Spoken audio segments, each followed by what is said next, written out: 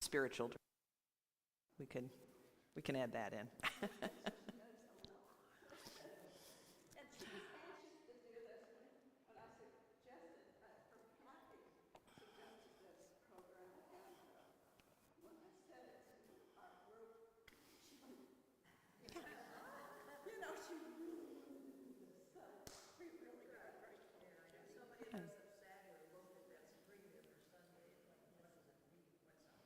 Yeah. Well, I'm happy to be here with you and to talk to you a little bit about the screen.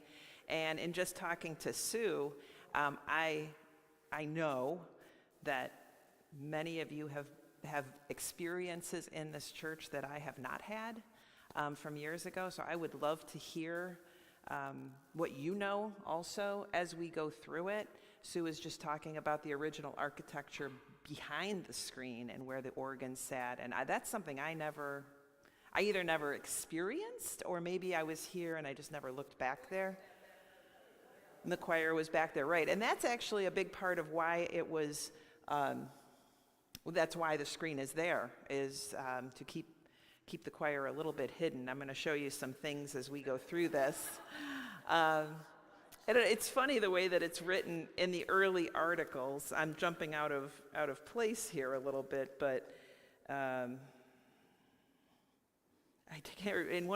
find it. In one of the brochures, it says something like to make the choir less distracting to worshipers or something along those lines. So, but Sue is just talking about as the organist would sit down in a pit back there. Now the organ is off to the side. There's this white cloth just because when we film on a Sunday morning, there's things stored back there, the bells and the bell tables and the music books and things. But the organ is off to that side. You can kind of see the light stand coming up, where it used to be more in the center with the choir in an arc around. So it's different now. Our choir is up front and on this side of the screen with the worshipers. But I want to just take us back a little bit with some of the information about this church sanctuary and the church building. So the old church building, how many here ever worshiped in that old church building? You were baptized in that? I love that. So the last service held in the old church building was August 28th, 1960. And the building was raised then, and construction began on the new fellowship hall. Church services were held at Old Town Hall during that interim. In May of 1961, the hall was ready, and the first Sunday worship took place May 21st, 1961, down in our fellowship hall.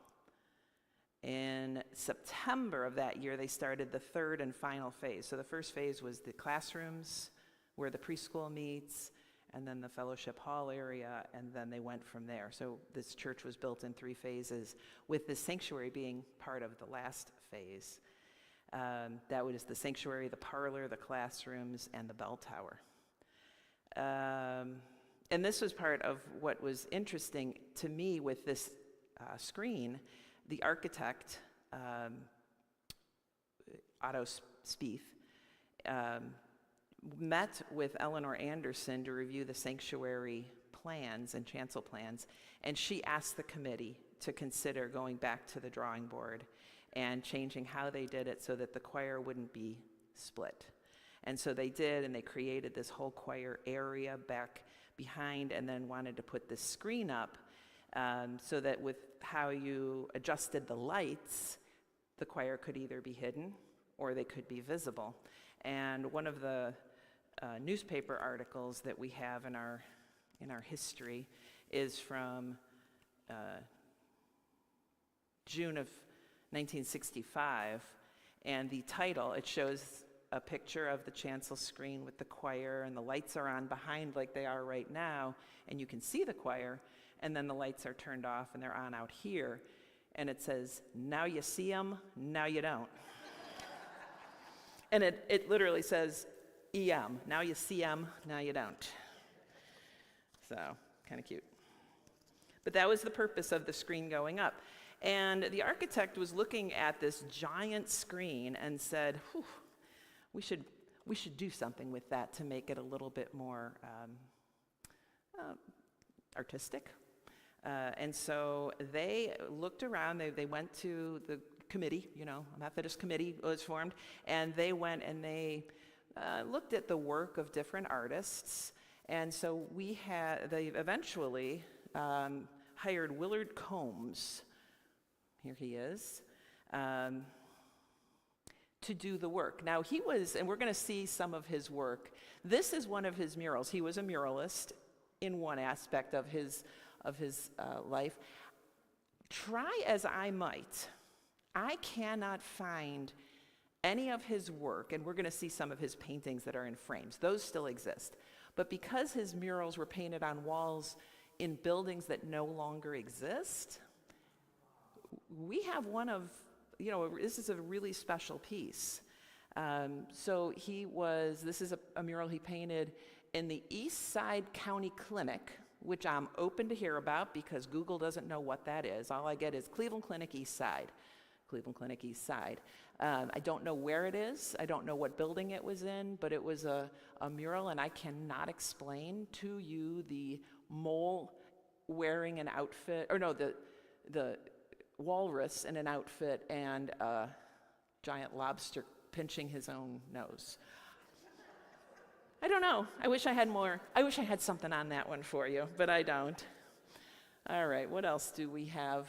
One of the things that he is really known for, and there are hundreds and hundreds of them, and at the Beck Center in one of their libraries, is he was a political cartoonist for the Cleveland Press and created lots and lots and lots of cartoons. I had down here, Cleveland, 2,000 original political cartoons by him are at the Beck Center. So yeah, here's one of them. I've never really understood political cartoons, or I guess we had a mayor who was really good at fixing the roads. That's what I'm getting from this one, unless there's some satire there, and he wasn't good at it.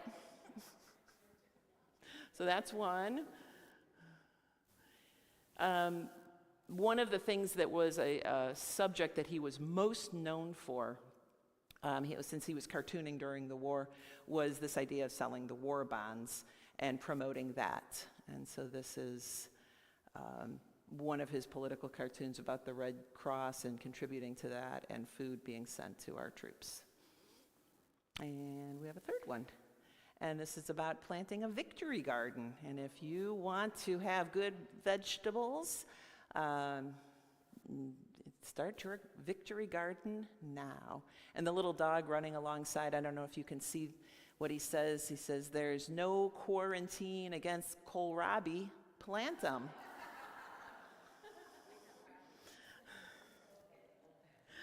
Okay.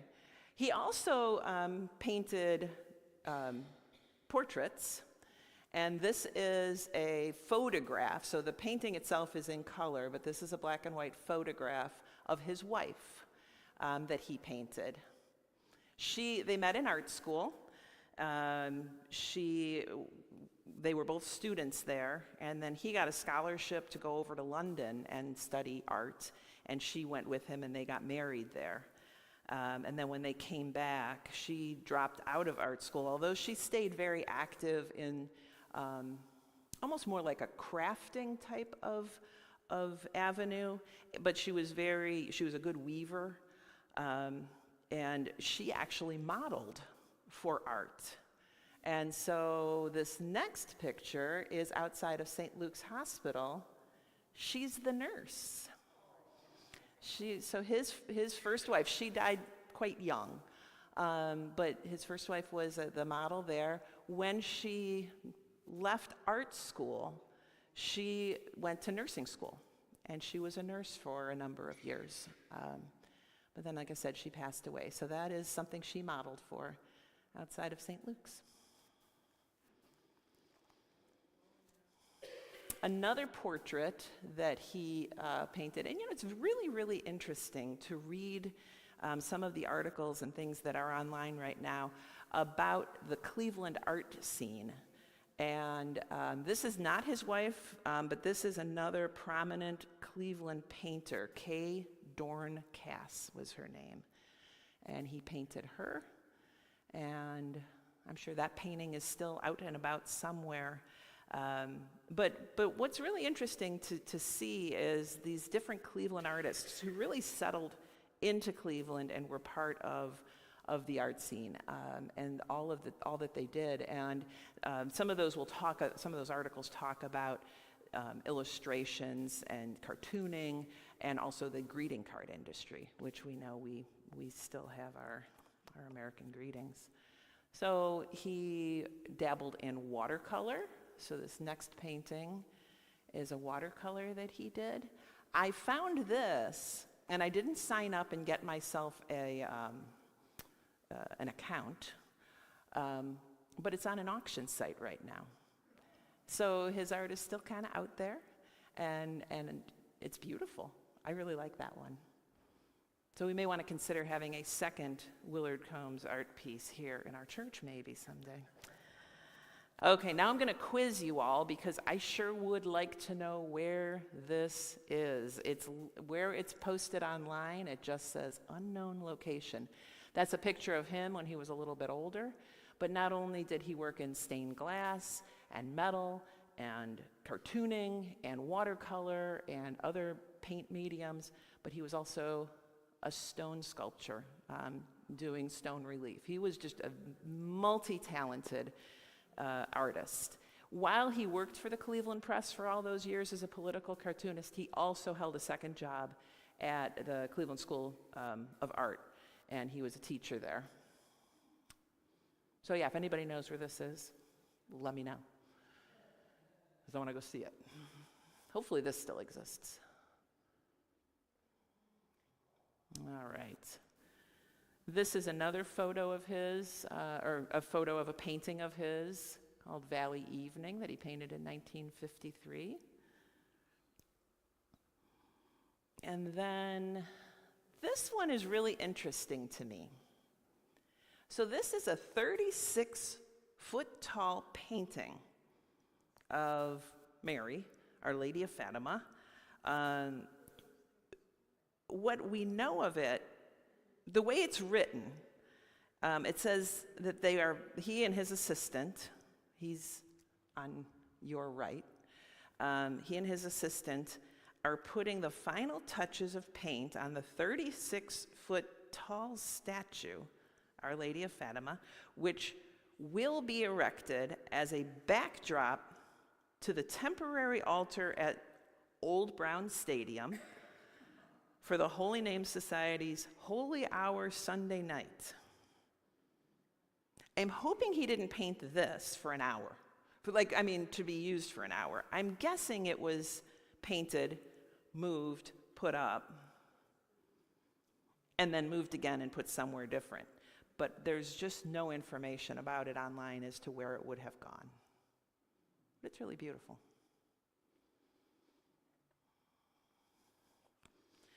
And then finally another wall mural, some of his earlier work. You almost can see the political cartoony features of it, but instead in a mural painting.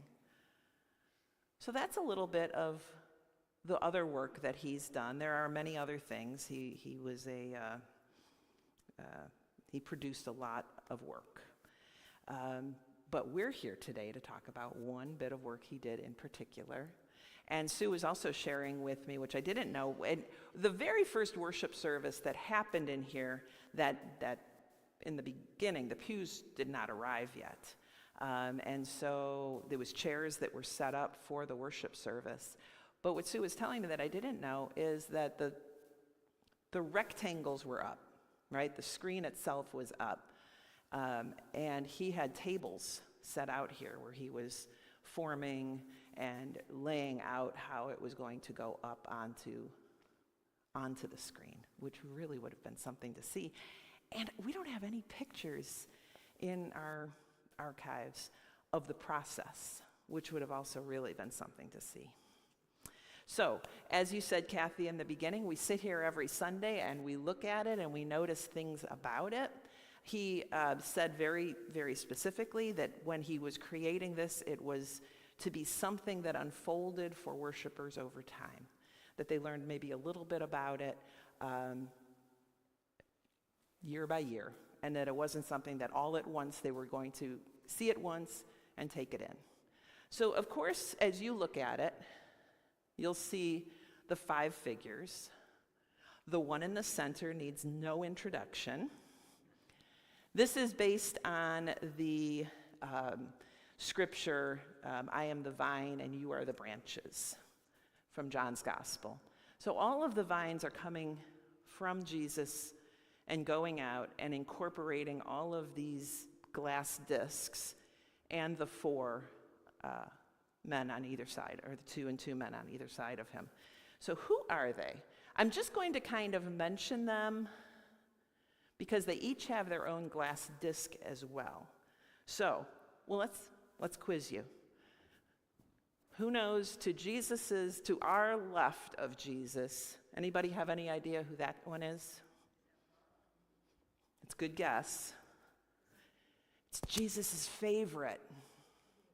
John. That's John. He's holding the cup.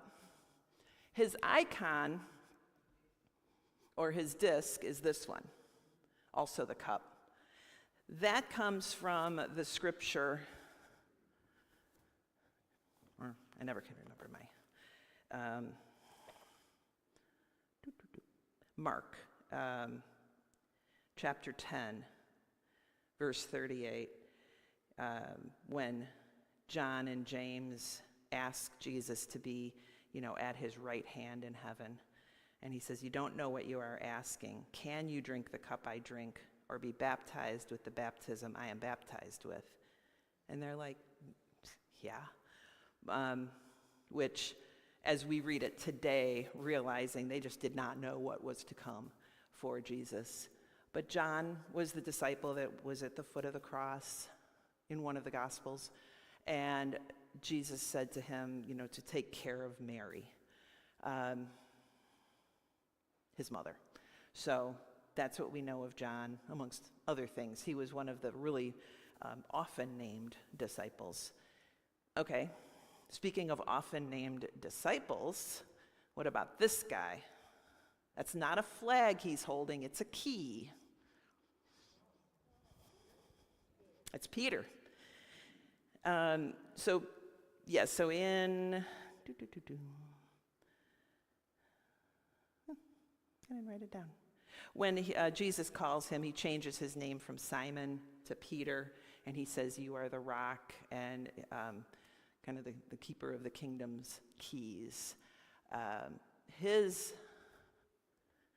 disc is way up there by his head and off to the left.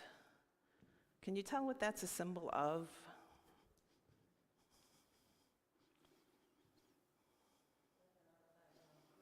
That is the upside-down cross.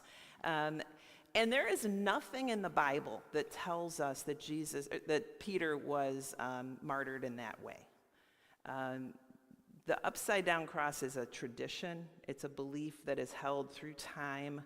And I have always been very curious about where these traditional thoughts about the disciples later on came from. So I was looking into it, and there was a historian. He was born somewhere between 260 AD and 265 AD. His name was Eusebius, and he was a scholar of biblical canon and is regarded as one of the most learned Christians during his time. He is considered to be the father of church history, and he wrote many different bits of history. He wrote a biographical work about Constantine. He wrote about the geography of where the Bible stories took place, and he had writings that were all about the martyring of the disciples. According to him, All except Judas, who died in a different way that we do read that story in the Bible. Judas was replaced with Matthias, and Matthias has a disc up here. 11 of those 12, the remaining 12, so 11 of the 13 total, according to Eusebius, were martyred. The only one not is John. Okay, so those are our two guys to that side. Now we're going to visit these guys over here. This one I'm really going to be taxing you and asking. He is holding a loaf of bread.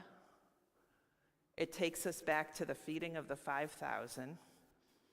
It is when he spoke to Jesus, he said, okay, it says, when Jesus looked up and saw a great crowd coming toward him, he said to, "Where should we buy bread for all these people to eat?" And he said, "We can't possibly feed all these people." And then he was one of the ones filling baskets at the end of that miracle feeding. So that is, close, that's Philip. That is Philip holding the bread. Philip is, that's one of the stories and it's only in one of the Gospels, it's in John's Gospel that he says that. And the rest of them, they're all kind of saying the same thing, but Philip is singled out in John's Gospel as the person. He has, as his icon, it's just to the right of his head, is a basket for filling, for that same story, that feeding of the 5,000, in the basket that was filled. And this, I think, is really lovely. Above the basket, you see what looks like the letter T? That's called the Tau cross. And that is a Franciscan type of religious icon. Tau is the last letter of the Hebrew alphabet. And what it's supposed to represent is that our journey is never actually completed on earth, that our journey is completed with heaven. And so the top portion of the cross is missing in that. So it's not the letter T, but it is a particular cross that reminds us that this life is only part of our story. And finally, our little short person over here with his eyes closed, holding a scroll because he wrote a lot. Paul. So that's Paul. Not one of the 12, but he has, let me see, I think this one right by his shoulder is his, yeah, that's his icon. We don't know how Paul died for sure. Different historical writings suggest different things. Acts ends with him on house arrest, not dead. So he is still alive. But the eyes closed takes us back to the story of Paul, where he was Saul. And he was the guy who was out persecuting Christians and ordering the stoning of Stephen and hated this early Christian movement. And he's riding along and he gets struck by I don't think it says a lightning bolt, but like a bright light, and it knocks him to the ground. And even the person who was with him can hear it saying, like, "Saul, why are you persecuting me?" And it's Jesus, we learn in the Bible, who is calling him out on that. And he is taken into somebody's home, and he can't see anything, and he's laying there, and he's blind. And then God calls upon somebody else to come and lay their hands on him, a Christian, to go into this house of this guy who's been killing his friends, and to lay his hands and to restore his sight. And there's writings, Paul will write throughout. He's written, most of our New Testament, everything past the Gospels and Acts. Almost the rest of it is attributed to Paul. Letters that he was writing to early churches and encouraging them and giving them advice. But there's writings within those letters that will talk about that he suffered from an ailment, Some guess it to be something physical, where it was difficult for him to maybe walk, pain. I've even read he had a bad foot. Could be anything. But some scholars believe that he never fully regained his sight. And so that is why Willard Combs decided to show him with his eyes closed, and to remind us of that story as well.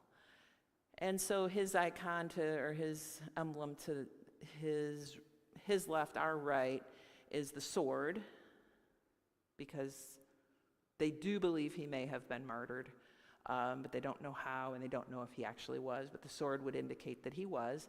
And then, of course, the scroll, because of all the writing that he did. Okay, so each of our four up there have their own disc, and as Melanie's showing you up on that, you'll see the circle, the disc between Jesus and Philip. That's the disc of Jesus, so showing the cross. All right, so we've met Peter and his disc. Okay, so let's go to Andrew.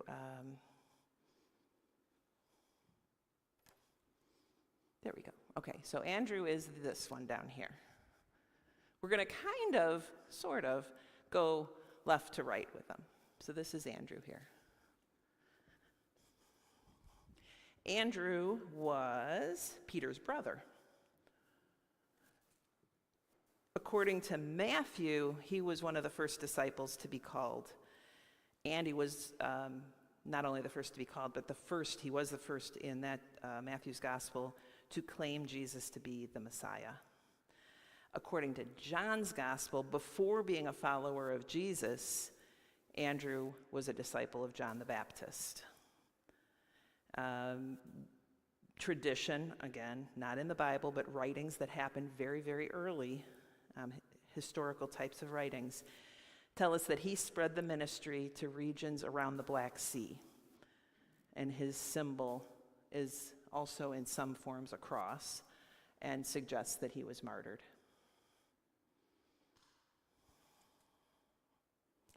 Do you guys have any questions as I'm going on? Yet? Okay. All right. Our next one is...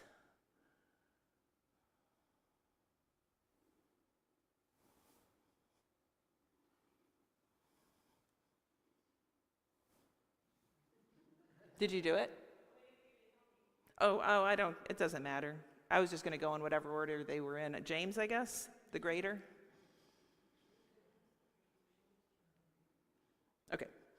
Okay, so we read about James being martyred in Acts, chapter 12, and that he was martyred by the sword.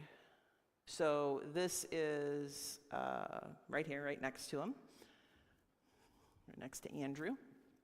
So this is supposed to indicate the sword. But this is his travel bag, because prior to being martyred, he was credited with traveling to Spain and to found many churches in Spain. He was the brother of John, sons of Zebedee, and was one of the what they called the sons of thunder, which give us this idea that James and John, when they were together, they might have been impulsive, they might have been a little hot-headed, they might have been the way we picture the disciples being, perhaps. They were very eager, and Jesus named them sons of thunder. That's pretty great. Okay, we can skip John, I think, and we looked at John and Philip already, so let's look at Bartholomew. We don't know anything about Bartholomew. He is listed 4 times in the Bible. Each of the 4 times, it's when they're listing all the disciples. And he's never singled out as being, as having his own story or anything that he took part in. So he was part of the 12, he was part of that inner circle. Tradition tells us that he died the martyr's death, and his picture on his icon is the sword. But yes, we just don't know too much about him. One of the things is, in some Gospels, he's called Bartholomew, and in other Gospels, he's called Nathaniel. But we believe that to be the same person. So there's always going to be those few that we just don't know too much about. Okay, and then Thomas. Let's look at Thomas. So you know the one story about Thomas, right? He was doubting Thomas. He wasn't in the upper room the first time Jesus appeared to the other 10. Thomas is called the twin, or the doubter.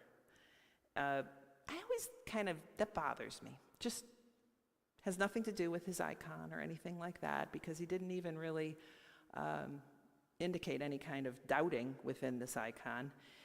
But I always think to myself, well, he wasn't really doubting Jesus. He was kind of doubting the other 10. Which, can we blame him for that? I don't know. But maybe it was this inability to believe that this could have possibly happened. And maybe that's where the doubt comes in. And Jesus said to him, blessed are those who do not see and still believe. So according to tradition, again, things that came after the Bible, Thomas established the church in India. His disc has the image of the builder's square. That is what that upside down V is supposed to be, because it symbolizes for him the establishment of the church there. And the sword, because it is believed by these early writings that he was also martyred. There's a lot of swords up there. All right, then Matthew. What do you remember about Matthew?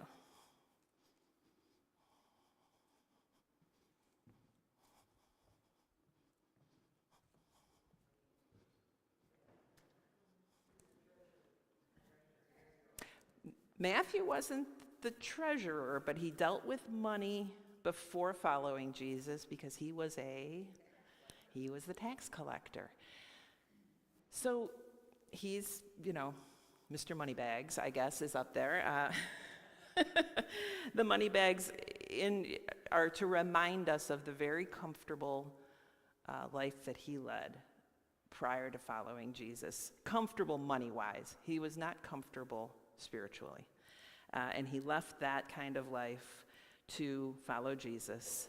And we are going to, maybe we will jump out of order, Melanie, because I think it's really interesting to see, if we think about, okay, so why did everybody hate the tax collectors? They hated them because they worked for Rome, and the people were, really eager to get out from underneath Roman rule and to have kind of a theocracy where they, as the Hebrew people, could make their own rules to live by, God's rules that they believed God wanted, the way God wanted them to live, and not live with this oppressive mega power over them. And then you had these Jewish people who sat in the tax collecting booths and took their money, and oftentimes took more than their share, because they wanted to make their lives more comfortable, and they had this kind of power and protection from Rome. And Jesus said, "Come follow me." And Matthew said, "Okay, I will." And then we have Simon the Zealot. And that, we jump a little bit.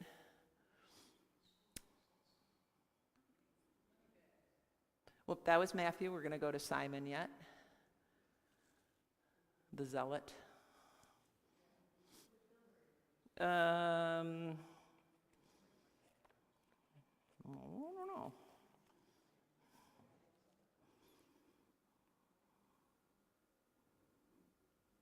$11. He's the fish. Is that not there? Okay, let me find it.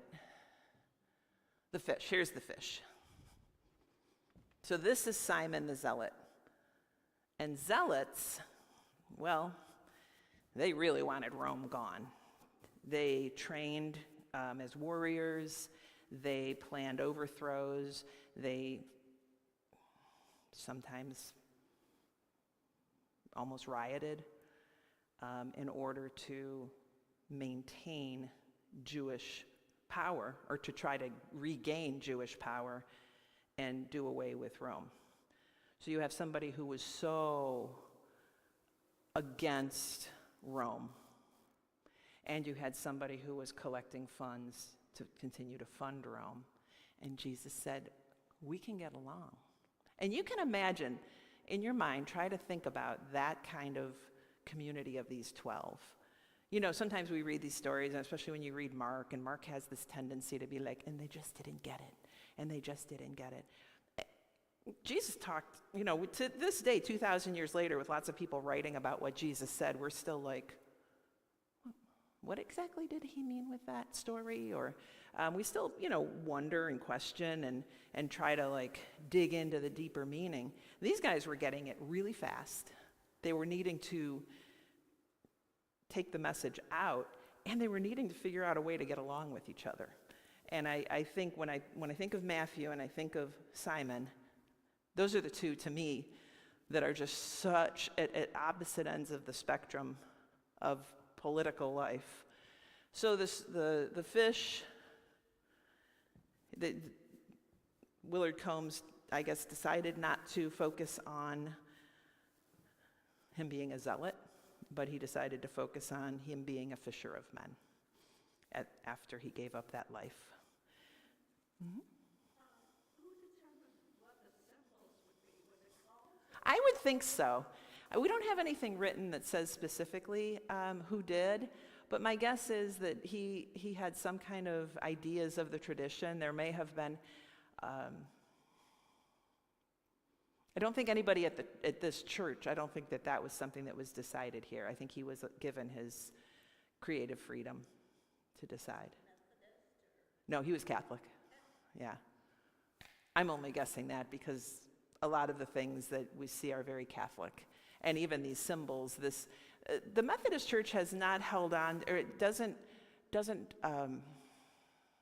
spend a lot of time with the tradition, what came after the Bible, who wrote about, the martyring, and they don't spend a lot of time with that, kind of spend more time with what happened in the Gospels.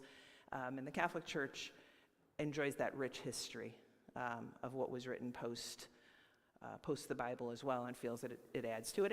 And in some ways it does, and in some ways it's, like I said, you can have 10 Bible scholars in a room, and all 10 of them are going to think something different may have happened, or that these people went to different places.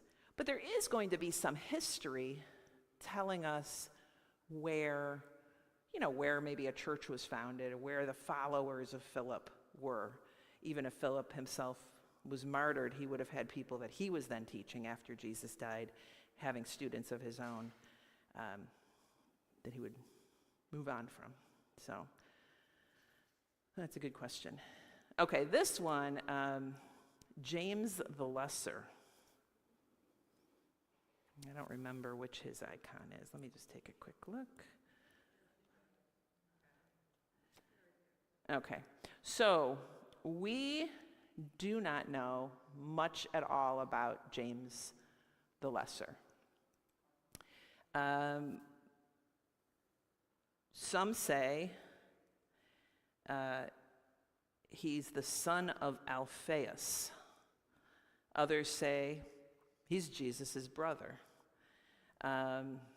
Some say that he is, in one of the gospel accounts, there was another Mary who went to the tomb, mother of James. Some say that Mary, also a follower of Jesus, was the mother of James the Lesser. They believe that he went off and established a church in Egypt. Others say he stayed in Jerusalem and spread the word there. The saw is for his martyr's death. But lesser may mean a little less notable in the writings. It also may mean that he was just younger than the other James. It also might mean he was just shorter.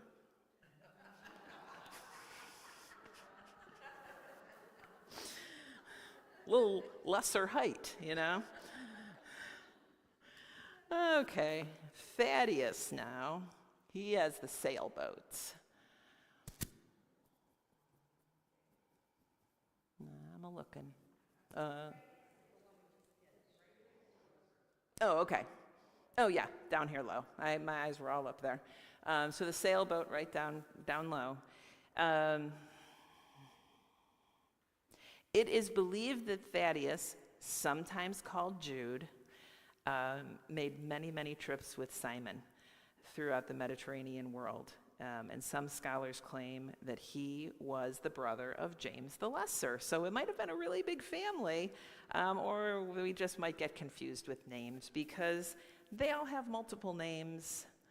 You know, if James the Lesser's mother was Mary, who wasn't Jesus' mother, Mary, then they couldn't really be brothers, but they were brothers in the way they loved each other.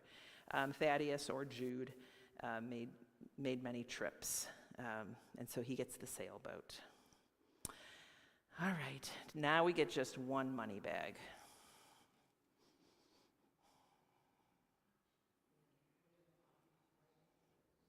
He's offset. He's, I guess, furthest from Jesus, maybe, purposefully, one money bag. And I've heard you all saying it, Judas. That symbolizes the 30 pieces of silver. Well, Judas was the keeper of the money bags. He was, if the group needed something, they went to Judas, and he had the money and kept the money. We know him best because of his betrayal of Jesus for 30 pieces of silver.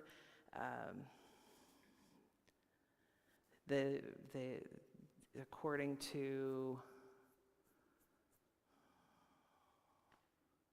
I think it's in John's Gospel, he tries very hard to give the money back to get Jesus back in Acts, and he commits suicide. In the book of Acts, he dies in a field because, not to be super graphic, but he dies in the field because his insides just explode. Metaphorically, we can look at that once he did this, he had great regret, and it ate him up on the inside, and he died. He was, because of what the prophets had foretold of the 12 followers going out, the disciples prayed and replaced him. But he was, there's also some notice in John's Gospel that he was not necessarily really honest throughout the ministry. In John 12:6, he writes, he was a thief. As keeper of the money bag, he used to help himself to what was put into it. We don't know. Yeah. So, all right. And then once Judas died and the disciples prayed and wanted to replace him, they didn't want to replace him, obviously, with just anybody who didn't know Jesus' teachings. And so they had it between two different contenders, both of which, when we read it in Acts, we read that they had been with Jesus from the very beginning. It starts to give us this different image that it wasn't just Jesus and his 12. It might have been sometimes Jesus went off with the 12, but that there always was a larger group that followed and listened and perhaps helped the ministry all along. Through prayer, they landed on Matthias. And he is... You guys are really good. You find it, right above. Okay, yeah. You're finding it really fast, and I'm like really slow on this one. So he was with Christ from the very beginning of his ministry. We read that in Acts 1. And then after Pentecost, like I said, through prayer and conversation with each other, they choose him to help spread the word of Jesus. The double-edged sword. indicates he was murdered. Now, one of the things that's really interesting, and I've talked about this screen before and things, just noticed this week, is that if you look right above the crossbar, you'll see the red M, the yellow M, the upside down V, and the vertical line. So that stands for Matthew and Mark and Luke and John.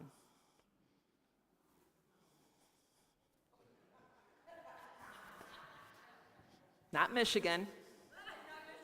Not Michigan. Yeah, Matthew, Mark, Luke, and John. And then up by Jesus' waist, the red cross, and I mentioned that before, is Jesus. And that is all of our screen. And I would invite you, if you have any questions, we can take questions. And I invite you, though, to come forward and look at the way that the scrolling metal was wired on to be held in place, and how those icons are also kind of thin bits of metal are screwed around to hold them into place on the screen. It really is a beautiful thing to see. And just again, all that vining continuing out, which is really a lovely metaphor for Jesus' work, Jesus' message, Jesus' lessons to us, continuing to be sent out, and that's where growth in life comes from. Mm-hmm. Why did the cardinal show up? I put that there in memory of Tim McDonald because Ruth loves cardinals. So for his funeral, I put that up there. And sometimes you'll see it move. I think Scott or somebody. Yeah, because somebody knows I put it. They know I put it up there, so it moves sometimes. And the star. The star is right there above. Yeah.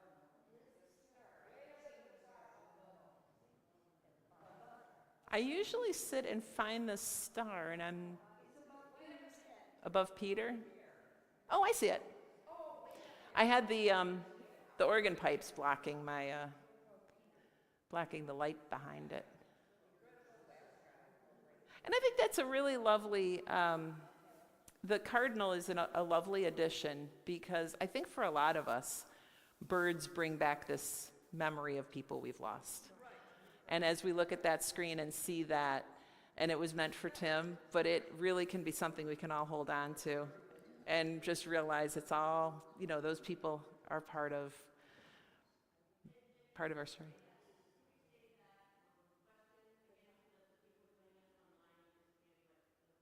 Oh, yes. We were talking about this cardinal that showed up. I'll point to it. And it gets moved around sometimes.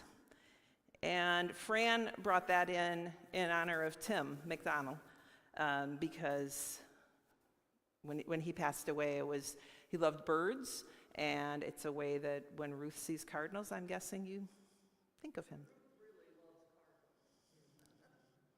Gretchen? What? Oh, how do you clean it? Jeff? I'm not sure. My guess is down low, vacuuming, and up high, hoping for a breeze. Turn the fans on high. Yeah, my guess is that a Swiffer down below the brake line. We can ask Jeff that if they ever get out yeah. It's not dusty. When you go up, even like thin things in my house will get very dusty over time, but that is not. Oh, that's a good idea. I like that idea. Take a leaf blower, Fran suggested, it would help. Oh, how much did we pay to have it made? I looked this up. Okay, so it was paid for August 1st, 1963. Guesses? Do you have any guesses? Couple thousand, 10,000, in between. It was $7,000.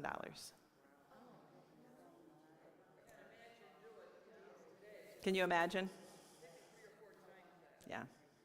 And you had a question? the time that took to complete, if they paid him on August 1st, and I don't know if he worked on it prior to that, it was, he must have a month of time from when they paid him to when it was installed and the worship service happened. My guess is it was longer than that. Likely, as he was commissioned to do it, he may have started the stained glass. Although, have any of you ever worked with stained glass at all? And there's different kinds of ways to do the glass. Sometimes people will take a very fine, almost like a foil, and wrap the edges of the glass, and then just lay a very fine bead of the solder along that. These are the kind, because it needed to be heftier for us to see it and to get that impact. These are the kind that are wrapped in the heavy metal. My grandfather did stained glass work, and he taught me some very basic things.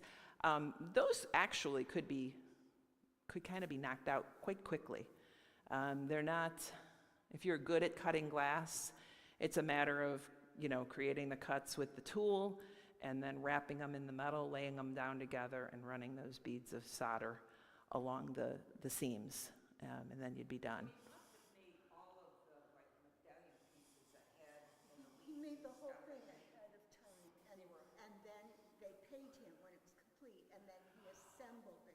Oh, okay. So for those online, yes, and so all the pieces of it were made ahead of time when he was commissioned, and then he brought it here and he assembled it. But he made the pieces elsewhere, and he perhaps even did some of the forming of because those are also soldered together. That's not just set up there. He may have done that separately as well. Boy, I wish we had pictures. Pardon? Was it leaded glass or painted? Leaded glass. That's what I thought. Yes. So you had mentioned that the rectangular parts were there. Was the screen behind already there when he assembled the windows? The mesh, that's what, when I was saying the rectangles, yes, the wooden rectangles and the mesh rectangles were there. That, yes, exactly. Yeah, I'm sorry, when I said rectangles, that probably sounded like I was meaning the wood, but I meant also the metal screen. And that was Otto Spieth's plan, was that it would just be that big screen. But then when they looked at it, they thought, it's really plain, and maybe we could have some artwork on it. Is that the same Speed family that Yes. we still have? Yes. Yeah, there was no window there when it was made. Yes, that window went in. Nope, it was all brick. Nope, there wasn't. That went in 2007. So that's really quite recent. The lube, Kay and Elton lube. Yes? You were going to tell us what Sue said about 4 minutes ago that we missed. She did? The artist created it in his workshop and then assembled it here.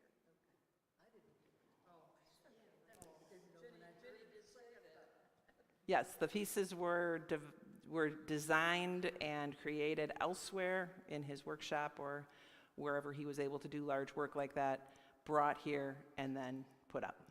The vision of that, to plan that out is mind-boggling. It needed to be a muralist. What Eleanor said, for those of you online or sitting back there, to think in that scale and to be able to create something that would fill that space and be in proportion, it's impressive. And so even though we were talking in the beginning about all the mediums that he worked in, that's something that always amazes me, is how a muralist can start something on a brick wall, and at the end it's this beautiful thing, and the person's nose isn't this big and their head this. I would mess that up. PBS thing that, maybe not PBS, anyway, it was a life of Leonardo da Vinci.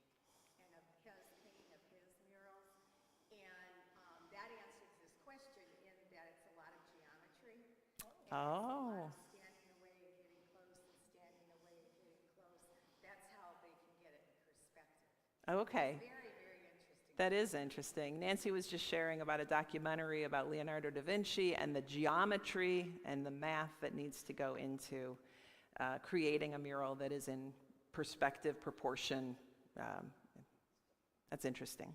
So Fran? this is one of a kind, there's not another one like it. There is nothing else like this anywhere.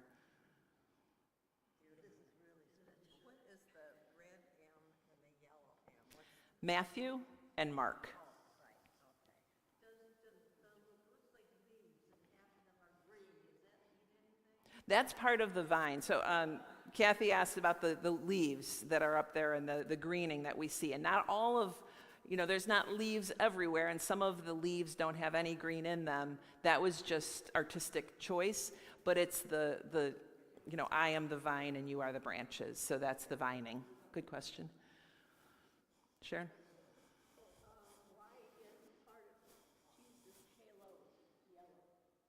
Again, I have a feeling, she asked why is only one of the 4 sections of Jesus' halo with glass. I have a feeling he really wanted the icons to be most of the color within it. Or it was a kind of a minimalism piece rather than having it all be there. We can see the outline of it, but only one section having color. I think it was just artistic choice. God's light. Mm-hmm. Shining on him. Yeah.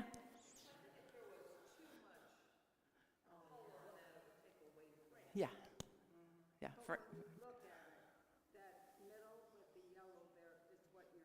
Your eye does go to the one yellow, yes. And what's just been shared, if anyone's watching online right now, is Fran had suggested that more minimal approach with extra pieces of glass helps to draw your eye into those icon discs. And then also that having the less is more idea draws your eye into that spot. Oh, yes. What's the significance of Jesus having a beard and it doesn't look like the other 4 do, or does that one? I think only John doesn't.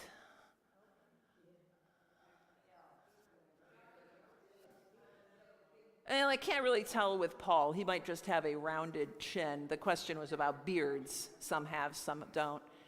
And the best answer I can give, I wish I could have met this man.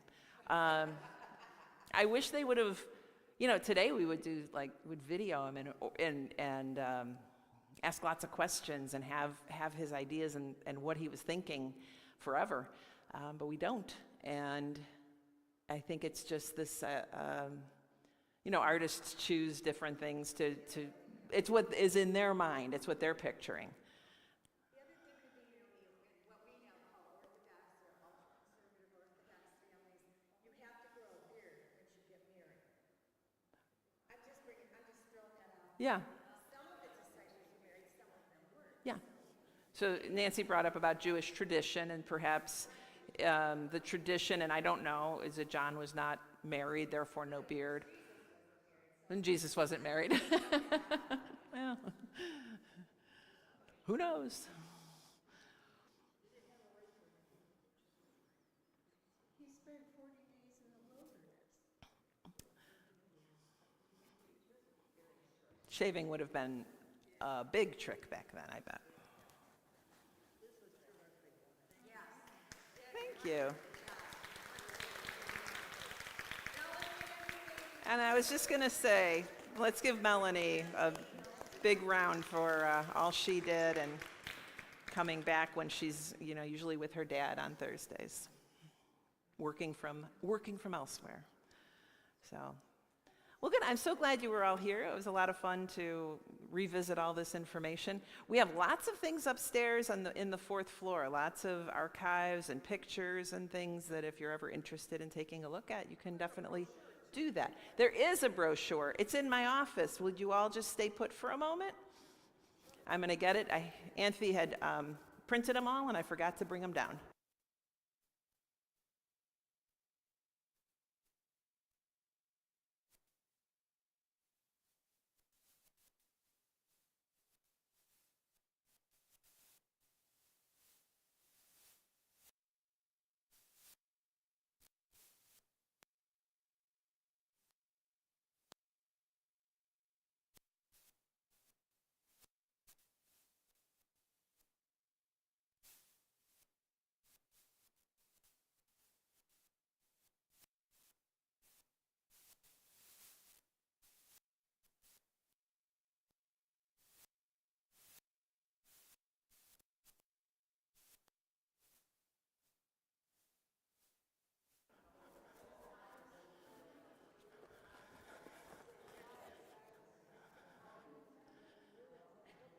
We have both the regular brochure, and then Anthe also printed a large print, if you need that. Okay? So I will start passing those around.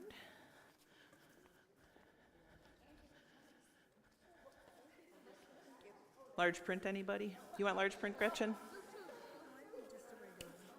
It's on yellow paper. You'll take the large? And that one?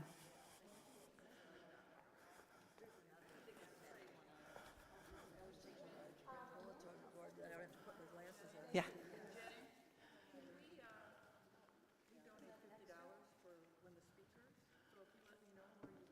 Okay. Thank you.